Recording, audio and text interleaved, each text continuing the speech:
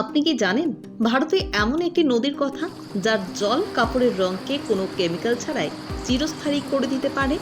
না, এটা কোনো জাদু নয়, এটি মধ্যপ্রদেশের এক আশ্চর্য নদী, বাঘিনী নদী। মধ্যপ্রদেশের ধার জেলার বাগ নামক ছোট্ট একটি গ্রাম দিয়ে বয়ে গিয়েছে এই বাঘিনী নদী।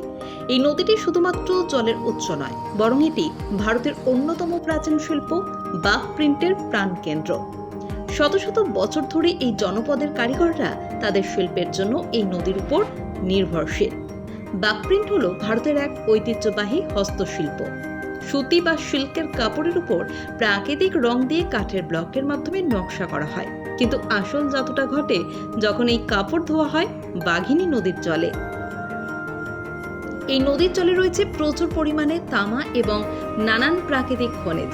যখন ভেষজ রঙে রাঙানো কাপড় এই জলে ধোয়া হয়, তখন সেই খনিজগুলোর সাথে রাসায়নিক বিক্রিয়া ঘটে এবং কাপড়ের সুতোর গভীরে বসে যায় রং। ফলে কোনো কৃত্রিম কেমিক্যাল ছাড়াই এই রং হয়ে ওঠে উজ্জ্বল এবং দীর্ঘস্থায়ী।